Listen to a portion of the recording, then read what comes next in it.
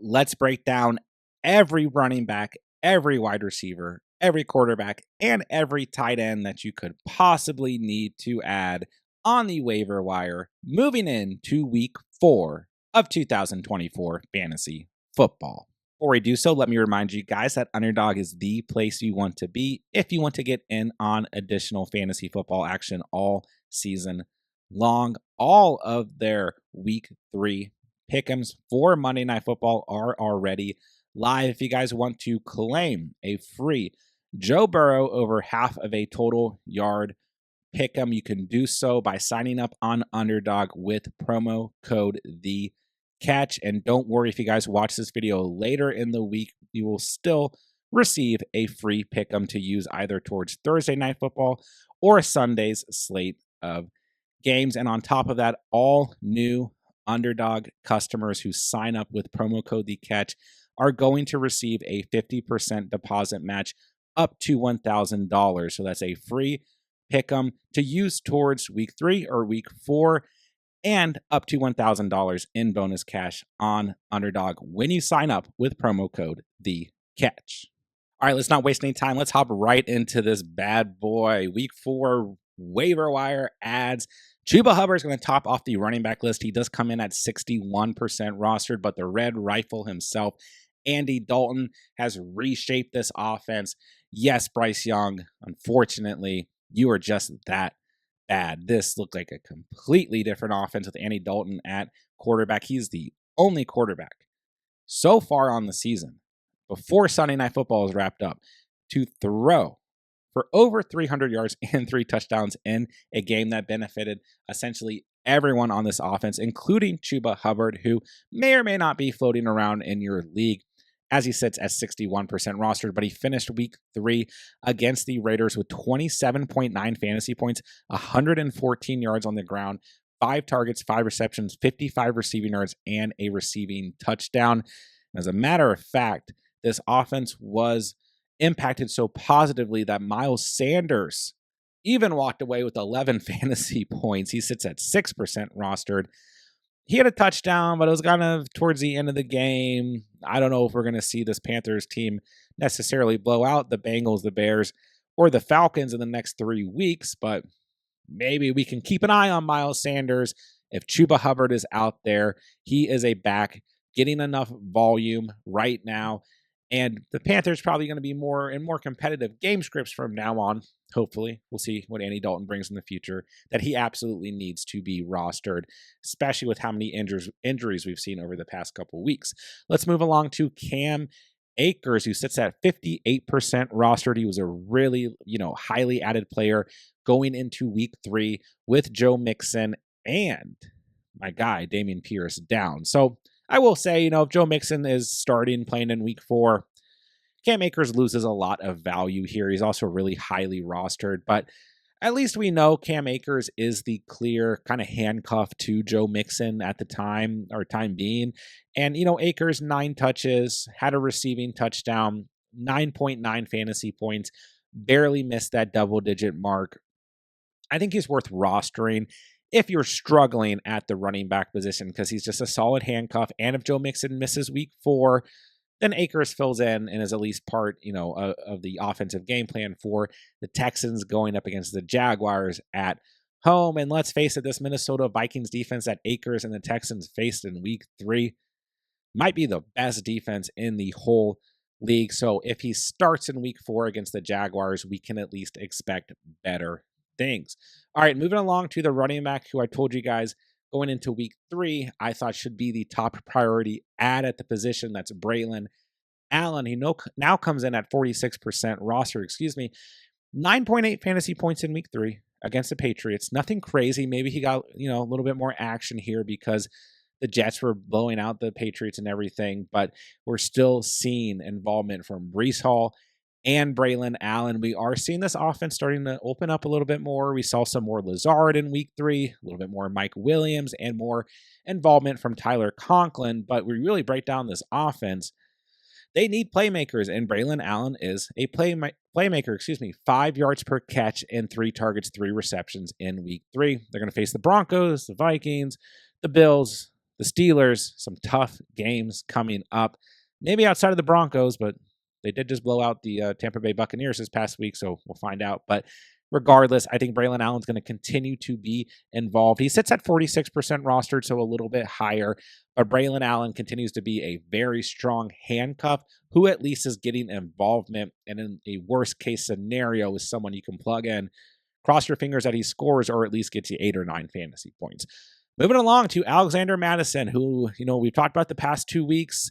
He's also made the last minute waiver wire edition videos on Saturdays the last 2 weeks. And man, this is the running back to own for the Raiders, whether you like it or not. Zamir White, you are droppable. If you are a Zamir White holder, don't be anymore. Zamir White has been garbage so far on the season.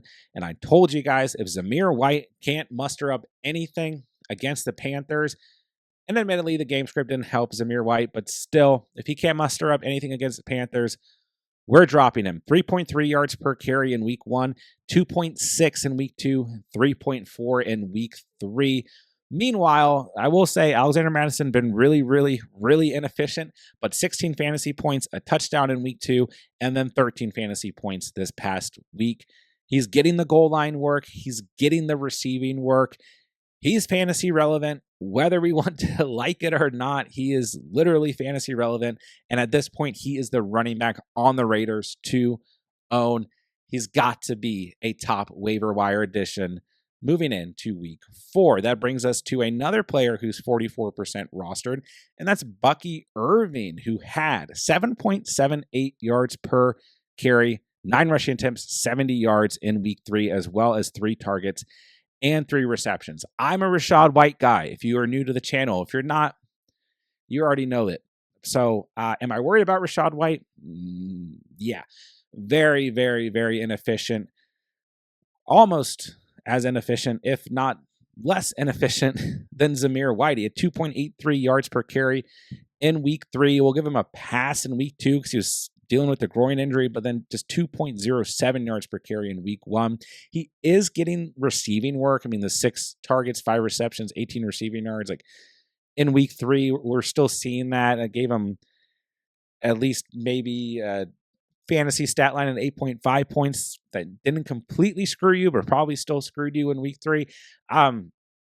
Point being, Bucky Irving, in between the tackles, ball in his hand, is efficient and looks good right now. Rachaad White looks the opposite, still getting some receiving work, which is probably going to turn more into his role, and maybe Bucky Irving really starts to churn out more and more carries. 9 touches in week 1, 7 in week 2, 9 in week 3. If you own Rachaad White, the panic meter is rising. If Bucky Irving's out there, he's a very solid handcuff. And similar to Braylon Allen, he's getting work even when Rachaad White is healthy and playing. So Bucky Irving, who will get the Eagles, the Falcons, the Saints, the Ravens, Kansas City, the Niners. Not the greatest stretch here, but at least we should see competitive game scripts for Bucky Irving and the Tampa Bay Buccaneers is definitely a priority must add. All right, if you guys watched this past Saturday's video, the last running back I talked about in the last minute waiver wire additions going into week 3 was Emmanuel Wilson. And honestly, my main thesis for Emmanuel Wilson was he's the true handcuff to Josh Jacobs. Marshawn Lloyd has hit the IR. A.J. Dillon's on IR. I'm not worried about Chris Brooks, who had 3 rushing attempts, for those of you who are wondering, 0.3 fantasy points in week 3.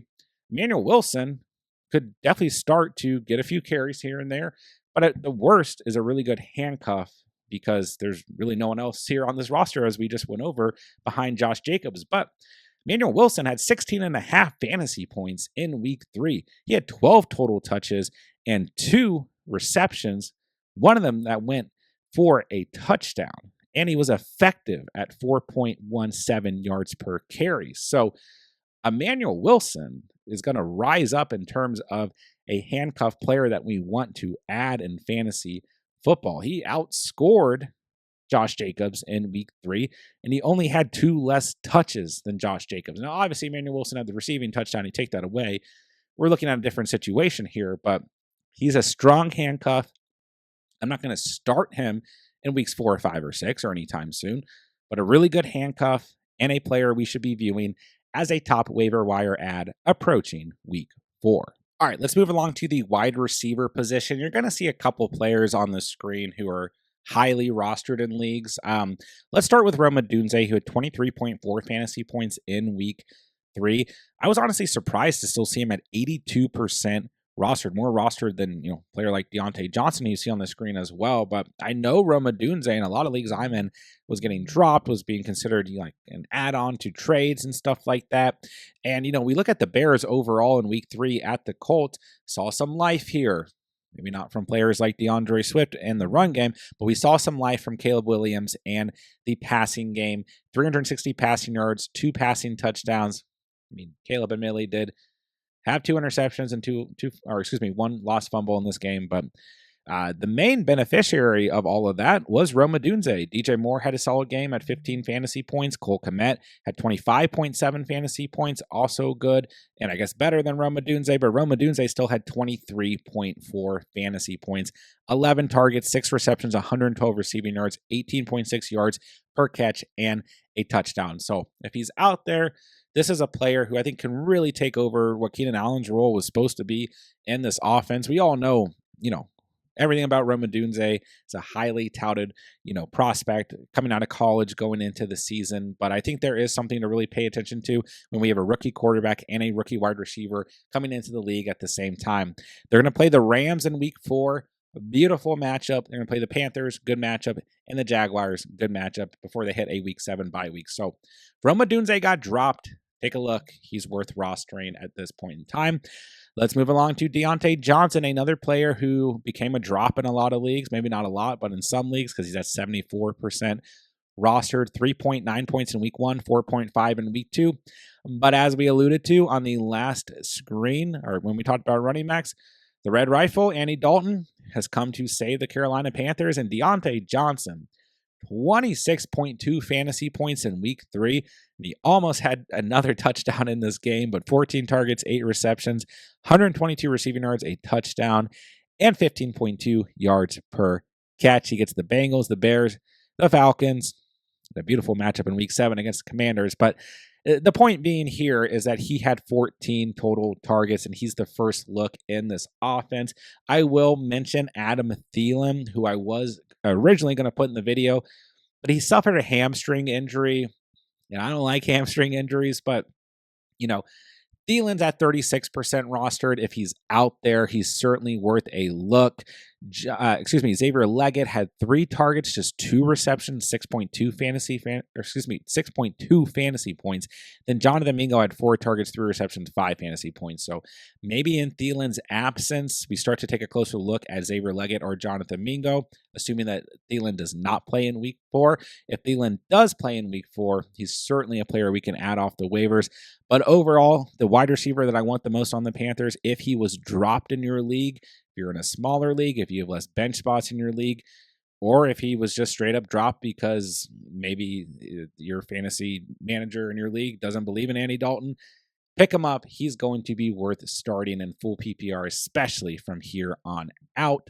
And that brings us to Quentin Johnston, who, regardless of how you feel about him, he's probably going to be start worthy for the most part, as long as Justin Herbert's the starting quarterback. So I will say, Quentin Johnston, another touchdown in week 3 after having 2 in week 2. Just 2 targets, 2 receptions, 44 receiving yards, but he still hit double-digit fantasy points for the second week in a row at 12.4. If Easton sticks the quarterback in week 4, they get the bye week in week 5. So maybe Herbert's back at that point. Maybe Herbert plays week 4. I don't know.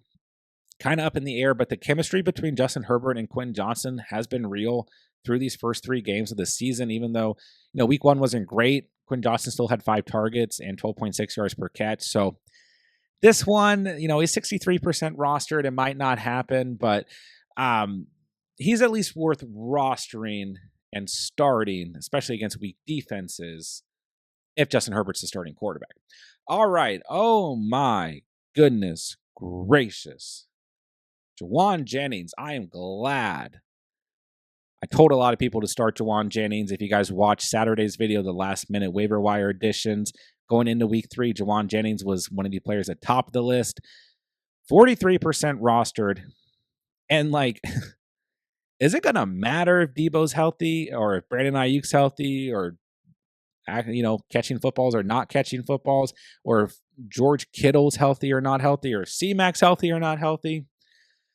I don't know, because obviously there's some sort of chemistry between Brock Purdy and Jawan Jennings that at this point can't be ignored. Now, I know that the Rams secondary is god awful, one of the worst in the league, but 46.5 fantasy points in week 3, 12 targets, 11 receptions, 175 receiving yards, the hat trick, 3 touchdowns, 15.9 yards per catch. He's had 12.8 yards per catch or more in every game this season. Still hit double digits in week 1 as well. He's got to be rostered. Now, once again, are we going to get this high of a ceiling on a weekly basis? No, we're not.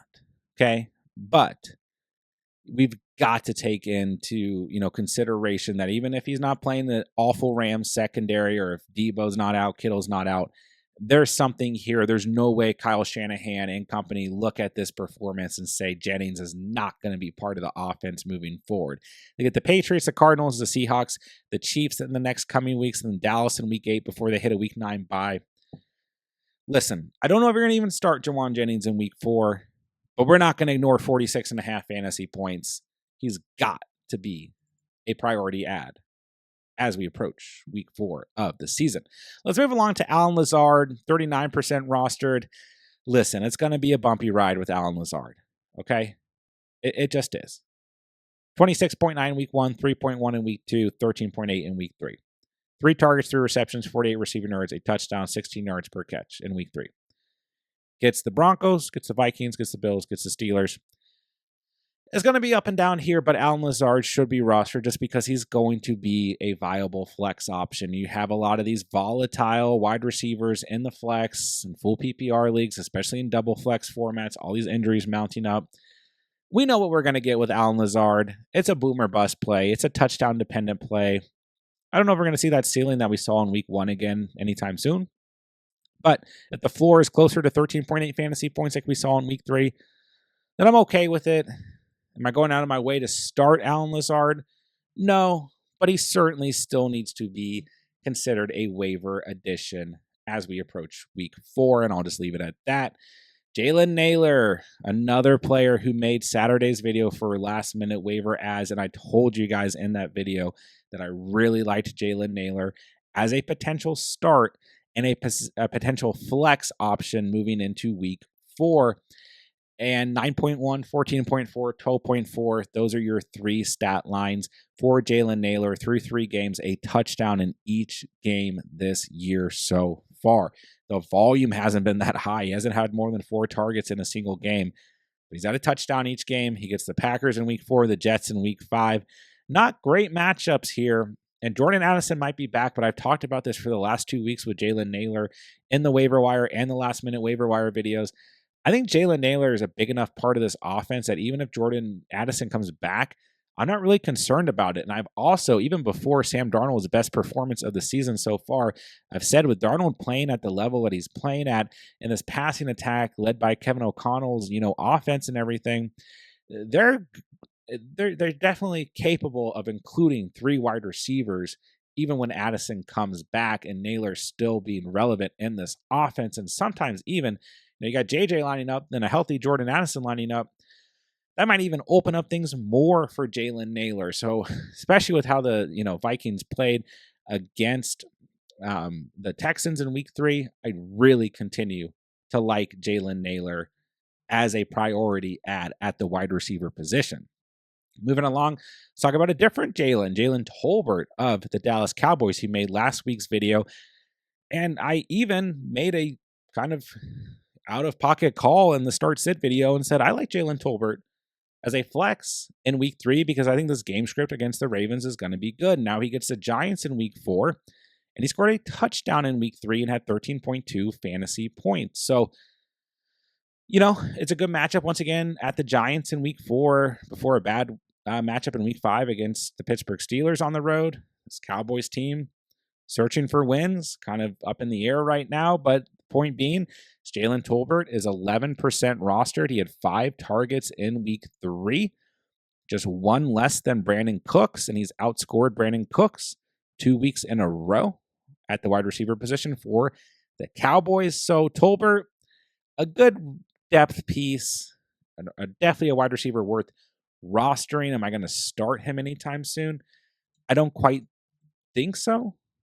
Maybe an okay start if you're desperate against the Giants this week, but definitely a player that we want to roster, especially when the Cowboys are in these game scripts where they're playing from behind.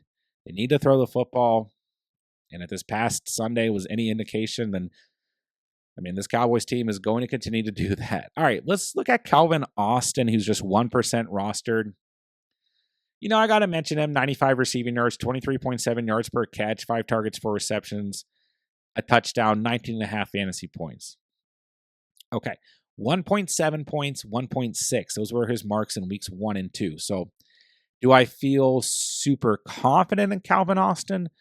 No, but you look at this team right now, it goes George Pickens, Pat Freiermuth, Van Jefferson didn't play this past week.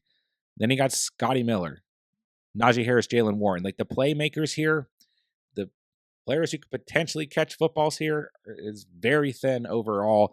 So with Calvin Austin having a big performance in week 3, then the Steelers playing the Colts, the Cowboys, and the Raiders in the next 3 weeks, we could certainly see more involvement out of Calvin Austin because once again, there's only so many playmakers on this team.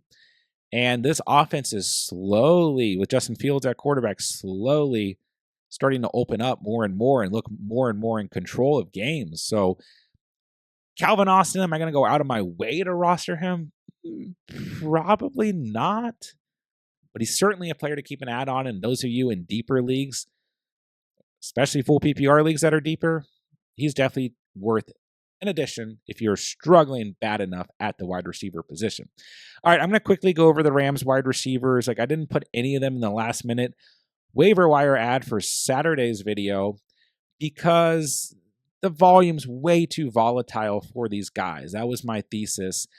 And this is my thesis once again going into week 4. So they're going to be at the Chicago Bears. And let's just break it down. Demarcus Robinson, 4 targets. Jordan Whittington, 3 targets. Tyler Johnson, 4 targets. Tutu Atwell, 5 targets. And we want to take it a step further. Corby Parkinson at the tight end position, 5 targets. So how are we going to start any of these guys? This was my problem, even in a good matchup going into week 3. And you had Kyron Williams score 3 touchdowns in this game. So my guy's Demarcus Robinson, but he wasn't even that great. Just 4.2 fantasy points, had 1 catch for 32 yards. I like Jordan Whittington a lot. I don't mind rostering him, but how are you going to have the confidence to start him? He looked good with what he was given. 3 targets, 3 receptions, 9.3 yards per catch, 28 total receiving yards, but 5.8 fantasy points. Tyler Johnson, 4 targets, 3 receptions, 20 receiving yards, 5 total fantasy points.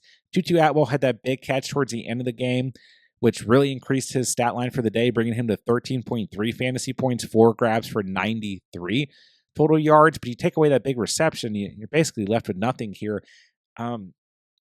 Listen, it's obvious that the Rams can still piece together wins, that Matthew Stafford can still do Matthew Stafford things at quarterback, and that Kyron Williams is going to get a lot of volume, and that this Sean McVay offense is going to continue to find ways to have good offensive performances, maybe not defensive performances, but to piece together something offensively. So whether you like Whittington, Tutu, Tyler Johnson, or Demarcus Robinson more, they're all probably in some fashion worth rostering, but when are you going to have the confidence to start them?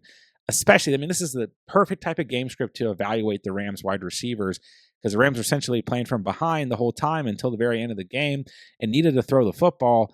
And still, we hardly saw anything from a fantasy perspective out of the Rams wide receivers. So I think Whittington's a good stash. I still like Robinson. It looks like Atwell's going to make big plays.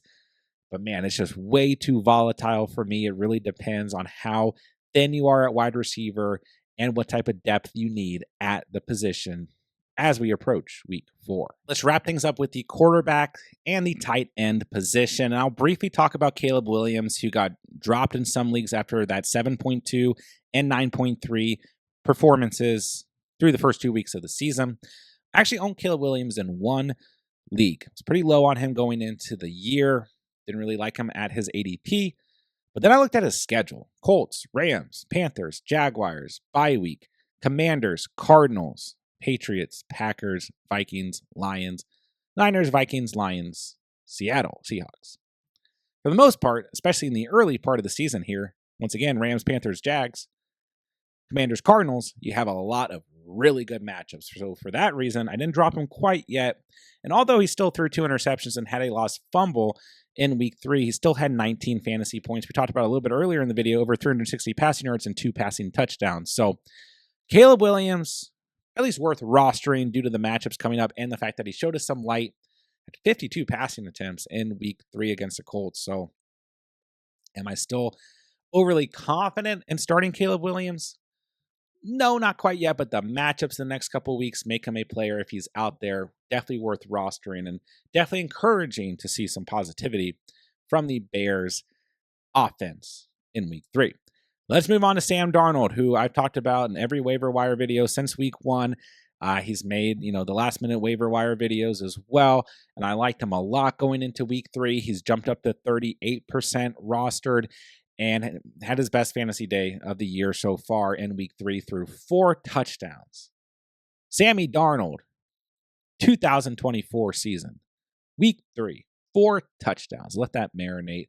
Only threw 181 total passing yards, but had 23 fantasy points. Did have a fumble, wasn't lost, no interceptions in this game. Man, oh man, Sam Darnold is probably going to be more than a streaming option soon. I mean, he just looked fantastic in week 3. This whole team is in sync. The offense is in sync. Jordan Addison's going to come back at some point. TJ Hawkinson's going to come back at some point. Sam Darnold just needs to be rostered. I don't think we need to talk about it a ton.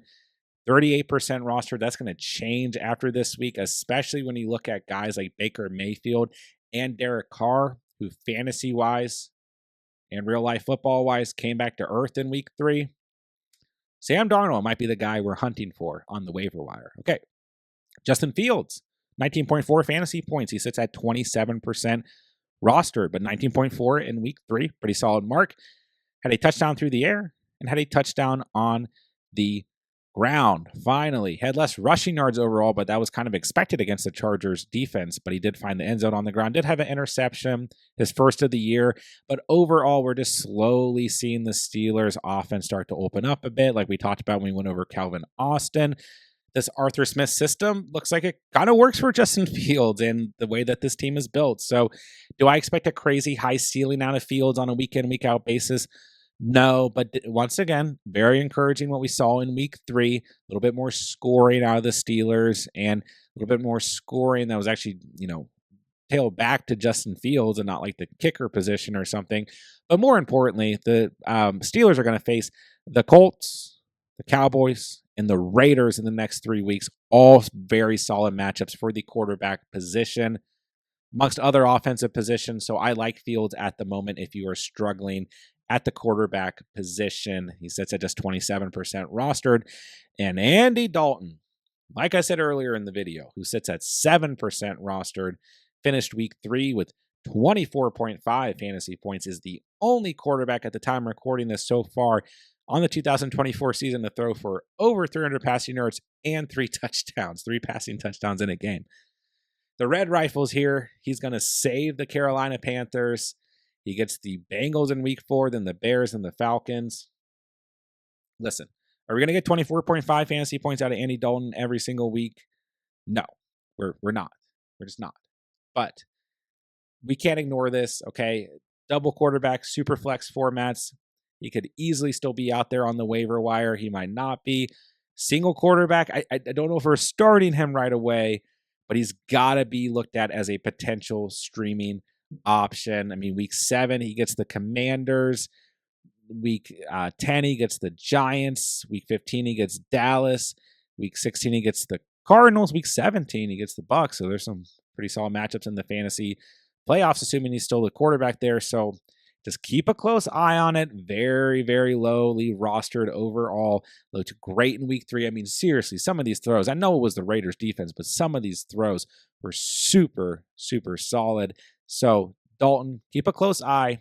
definitely tops the streaming candidate list at quarterback as we approach week 4. All right, let's wrap it up with the tight end position. Let's take a look at Cole Kmet coming in at 46% rostered. Looked droppable after 1.4 fantasy points in week 1 and 6.7 in week 2. Then, like a lot of the Bears offense outside of DeAndre Swift, came back to life in week 3 with 25.7 fantasy points, 11 targets, 10 receptions, 97 receiving yards, and a touchdown. He's going to face the Rams, Panthers, the Jaguars. Solid matchups coming up here. Cole Kmet, you might not feel super confident in starting him in the next couple weeks, but he's at least a streaming candidate if he's available in your league, because the tight end position has just been so thin and bare and low scoring throughout the beginning of this season. So the Bears showing some life, solid matchups, good performance for Kmet in week 3. He's definitely a waiver addition as we approach the week. The next two guys, let's start with Cade Otton and then Noah Fant. Strong performances in week 3, but I'm not going out of my way particularly to pick up and start these guys. But let's just take a look. Cade Otton, 8 targets, 7 receptions, 47 receiving yards, 6.7 yards per catch in week 3, 9.7 fantasy points. Cade Otton, out of like all the tight ends who create volatility and become waiver wire pickups at times and don't do anything for 3 weeks, then score a touchdown the next week, he's definitely one of those players. Like Hunter Henry was an absolute trap at tight end. You look at his week 2 stat line, his week 3 stat line. Could definitely see similar fashion for Cade Otton. But if you get desperate at tight end, you could take a shot on Cade Otton at 20% rostered. Same exact scenario with Noah Fant, who's 17% rostered, 12 fantasy points in week 3, 6 targets, 6 receptions, 60 receiving yards, 10 yards per catch. 3 targets in week 2, 4 in week 1. Actually did something with his targets, caught every single target in week 3. Do I trust Noah Fant? No. Cade Otton and Noah Fant are like the epitome of Titans that show up and then completely disappear the next week. So you got to be desperate to start those two guys, but they're low roster percentage. Is that a correct phrase? If you need someone and you're in a bind. Okay, Tyler Conklin, though. I do like Tyler Conklin, who was non-existent in the first 2 weeks of fantasy, and then had 14.3 fantasy points in week 3, and the Jets discover that Tyler Conklin on a seam route is a good thing. 6 targets, 5 receptions, 93 receiving yards, 18.6 yards per catch against the Patriots. I mean, maybe we see Tyler Conklin disappear the next coming weeks, but this Jets offense, like we talked about earlier with Braylon Allen, still kind of trying to find their identity, still trying to figure out what playmakers they're going to have outside of Breece Hall and Garrett Wilson. And Rodgers looked comfortable targeting and finding Tyler Conklin in that week 3 matchup against the Patriots. So I actually really like Tyler Conklin. You don't have to start him right away or anything, but he's definitely in a position where he could be a viable starter on a week in, week out basis. The most encouraging thing, of course, is that he just had 5 receptions and still scored 14 fantasy points in full PPR. So Conklin, if Kmet's not available, is probably my top addition at the tight end position. Moving in to week 4. And that'll do it for today's video. Guys, if you have any fantasy football questions, I will be answering every single comment on this video, whether it's before Monday Night Football, before Thursday Night Football, or before Sunday's slate of games. So make sure you guys drop your fantasy questions down below, and I'll get back to you as soon as I can. And don't forget, guys, we're going to have every single thing you need for week 4 fantasy football on the channel throughout the week. Must start defenses, must start kickers, start sits for every player, every matchup at running back, wide receiver, quarterback, and tight end, as well as a ton more of content and fantasy Q&A live streams throughout the week. Make sure you guys are subscribed to the channel so you don't miss out on any of the content throughout the week. And I will link the videos for the entire week down below as the week progresses. And you'll probably see the playlists pop up at any second here with all of our week 4 fantasy football content. So with that, I will say thank you guys so much for watching and or listening. And remember, you saw it here on The Catch.